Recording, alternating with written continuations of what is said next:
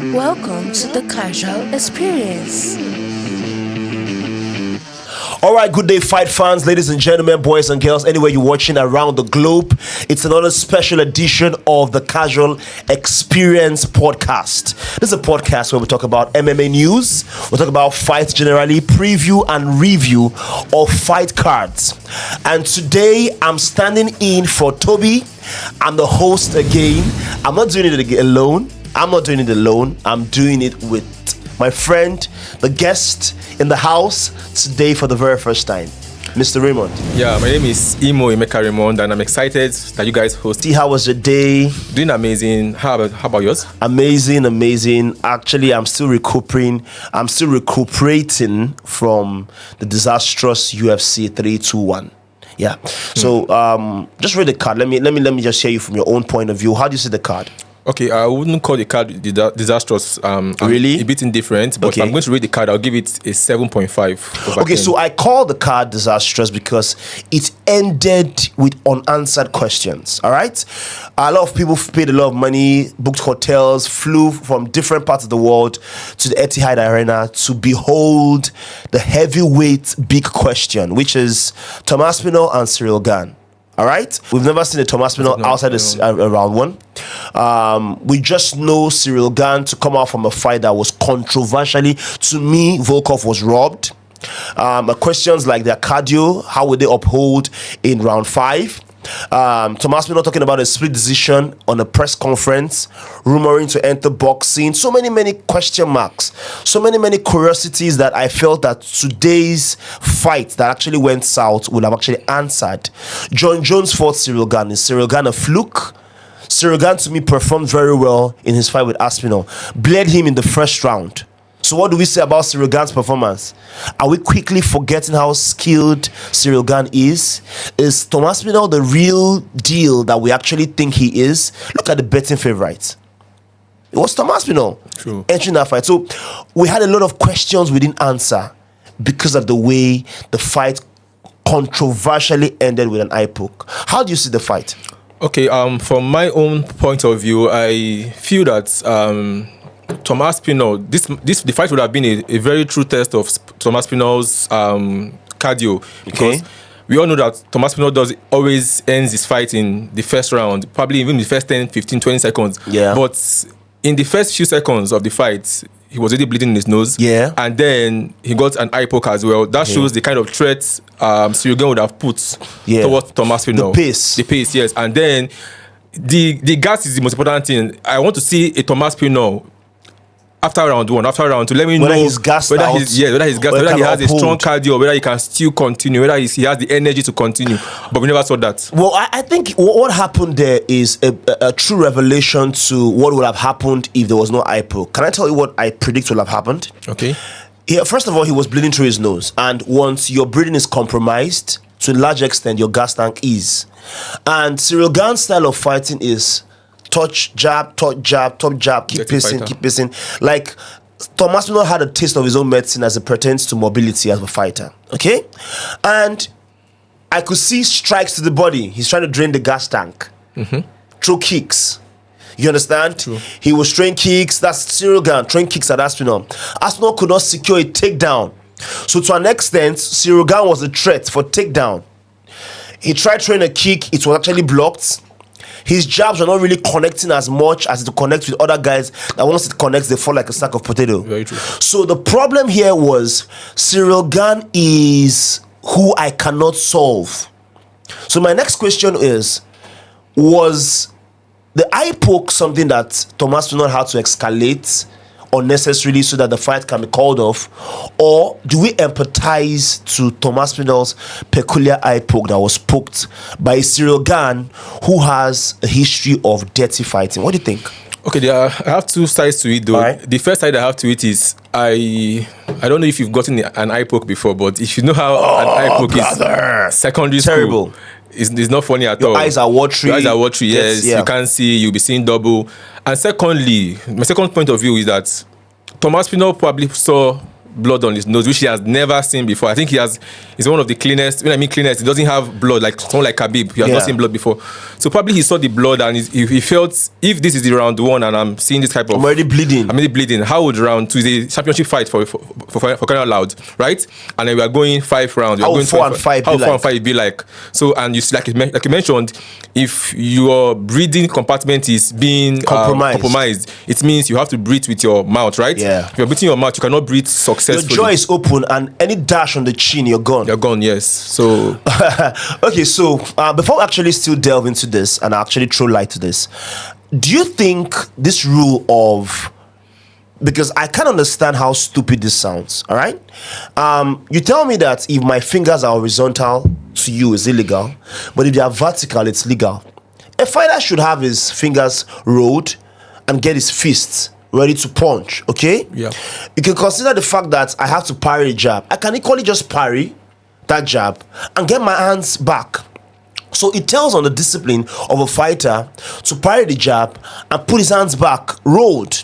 I personally, for one, feel that the idea of fingers vertical legal and horizontal illegal should be scrapped, because the transition from being vertical to horizontal, where you're susceptible to an eye poke, is just there. So what do you think about that rule?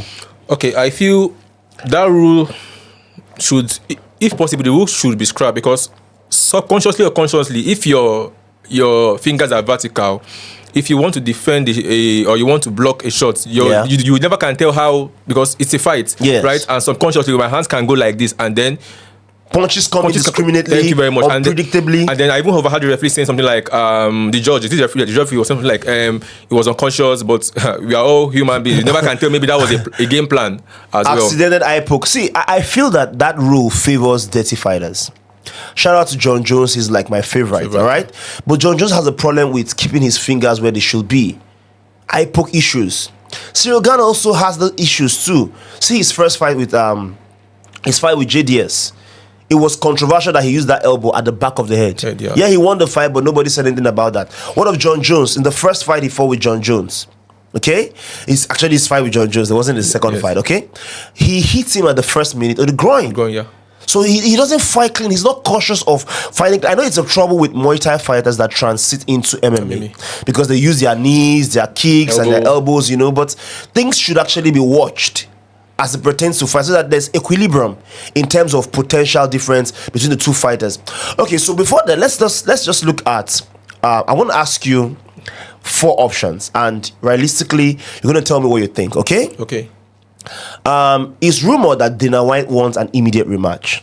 But as a fight fan, what do you think about this disastrous 3-2-1 ending of a no contest? I don't remember when watching the championship fight and I saw a no contest. The only no contest I saw was a Leon Edwards Bella with the eye poke similar, but it wasn't for a belt. Yes. And trust me, Ciryl Gane came with his A game. He came because he knows he's 35 and this is his last shot at the title. Should there be an immediate rematch? And if there is, when do you think it should be scheduled? That's 1. Number 2, should Poatan be the next person? Because his reaction to this controversial card was like, I'll come and cause havoc in heavyweights. Number 3, should we give John Jones, because his immediate reaction was a dog having a belt? And lastly, should we give Volkov, because he actually had a split decision win over Jailton Almeida? Okay, I won't remember the whole question, but I'll take it. I'm sorry. So the first one, I feel that 3-2-1, like you said, was a whole mess.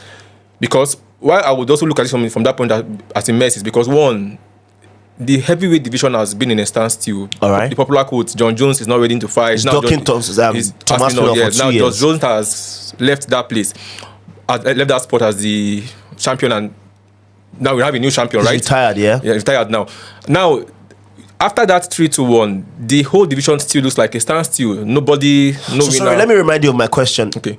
Is this, because of the way it is right now, can we say the outcome of this card makes an immediate rematch eligible? Should we see an immediate rematch? That's the first question. Yes, we should see an immediate rematch. Even Dana White even wants an immediate rematch. Does he want? Yes. I heard it was a rumor. Early this year, early next year, mid next year, or late next year? Early next year. Let's say to that who is the heavyweight. Oh, beautiful. Okay, number 2, if Poatan is brought up in the conversation in a Tuesday matchmaking, should it be considered? I still feel Poatan has proved his point in the light heavyweights. Yeah. But I still feel he still needs to clear that division. So some people will say he has cleared the division. Like me. Yeah, you might say yes, you say that, yeah, but I still have this thing about him and Carlos Ulberg.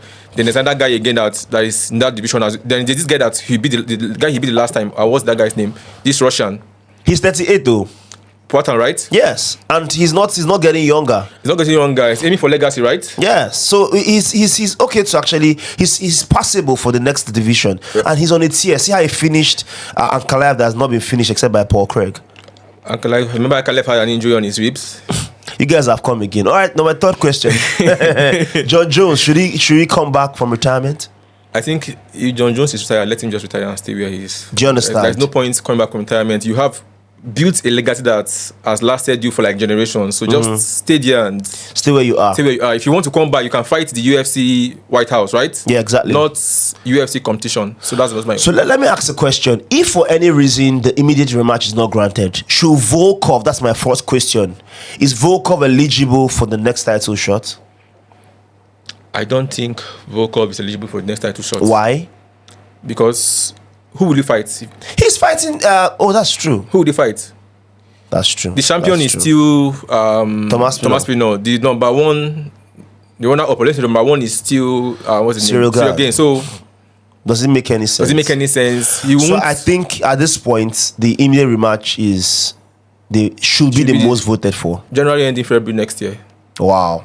My suggestions though. Oh really? So that. Oh really? Okay. So did you watch other fights on the card?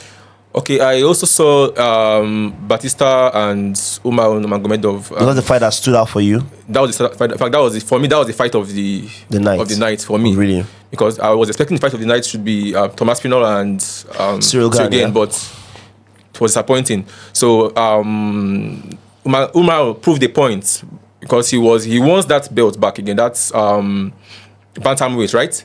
Do you think he should get the title after this fight? He said, like this popular quote we say, the kingdom of God suffered violence and the violent take it by force. So he actually fought his way by asking Dana White that question, and Dana White said if he does well, he get the title fight. I feel he was too forward, and in my own take, I feel that he should now do the right thing, because from top 15, he was the guy that fought Corey Sanhagen, and that was how he got shot at the title, being ranked as number 2. Yeah. I personally feel he should fight another person to actually cement himself as legit for Merab. Okay, that's what I feel. If he's going to fight another person, who would you suggest he fights? Sugar Show, former champion. Sugar Sean. Makes sense. It makes sense. Although Sugar Show will want to duck, and on Sugar Show's part, if he can actually fight Umar and win Umar, his title shot again, because Dana White likes his star power. Yes, and he has this Conor McGregor type of vibe. Aura. Yes, he can pull the crowd. What's next for Mario Batista?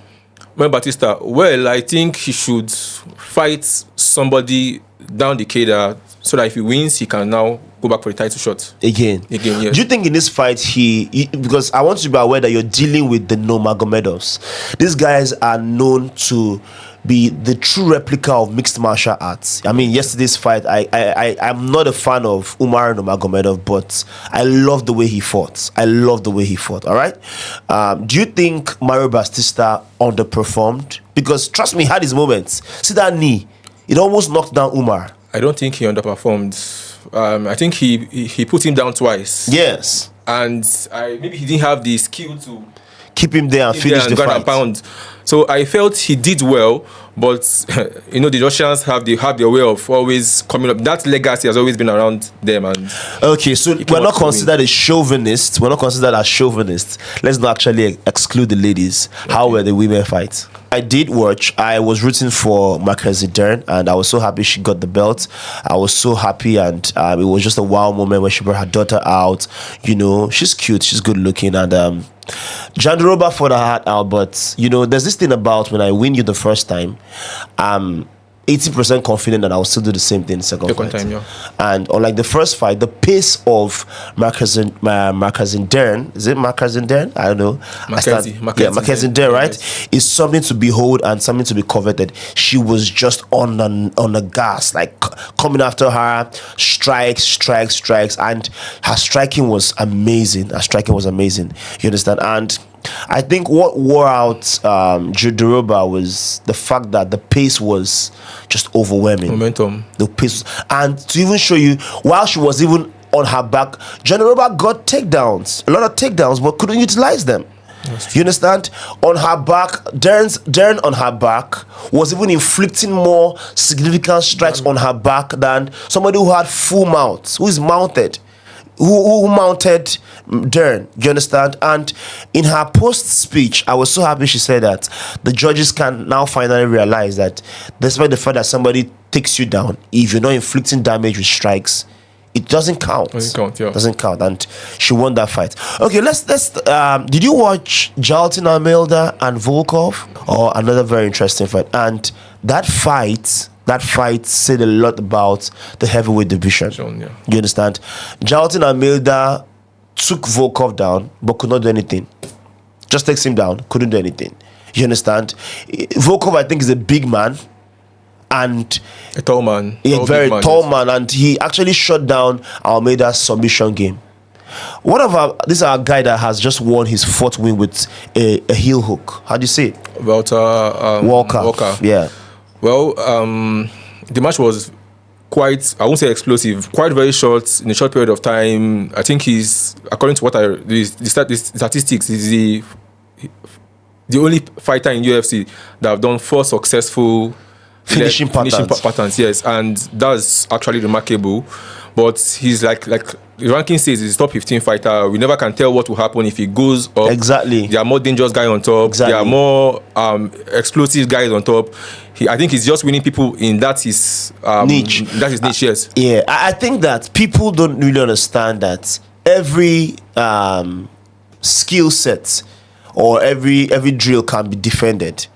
How can I know that your biggest threat is the leg hook? I don't prepare for it. Like, it was so fast. The guy even rocked him. He transited straight to a takedown and just grappled his way, got his knee, and that was it. Submitted him. So how come people are not preparing for that? Well, I just feel everybody has their strength, and some people might feel there might be a different game plan from his opponent. Maybe they've seen the pattern, the first 3 fight he had. Maybe he might want to change his game plan, but he's still stuck with the game plan, and that was what he used to submit. So I feel if you see a fighter that comes with a particular game plan, you should prepare for that game plan, for that skill that he has, so that you can counter it. Okay. Well, shout out to my friend Walter Walker. Well, I think he got bonus for the night. Okay, so what do you think about the heavyweight division? Still looking like it's still on a standstill, no movement forward, no movement backward. The first and second are still there. The champion is still there. What do you think? I think that division is starved of skill sets. You see, Walter Walker is standing out. You know why? A division where people are slow paced. You understand? And they believe in just one knockout power. Somebody just stood out and carved out a niche for leg hooks. You understand? Aspinall is getting all the shine because he's good everywhere and he moves like a welterweight. Most of them are either overweight, they don't move fast. Too heavy? There's nothing too special or spectacular about them. Pavlovich is there. There is a Curtis Blades. There is a Volkov. There's an Almeida. I don't know whether it's just make them. Let's know who are the first 5. I don't off my head. I don't even know the first 5. You understand? Heavyweight used to be very exciting in the days of Francis Ngannou, Stipe Miocic, Cain Velasquez, because they were adopting different facets to mixed martial arts game. But right now, you can see a guy who has a very droopy stomach, Ganos Kumestia. He just comes around and he believes that if he throws one thing at you, I mean, you saw the way Bam Bam ended. Mama is on a 5 losing streak. So I feel that there should be a lot of improvement, and we can't really, the division cannot breathe if at the end of affairs it is pretty congested, clogged, full of chaos. It's chaotic at the apex of the heavyweight division in the UFC.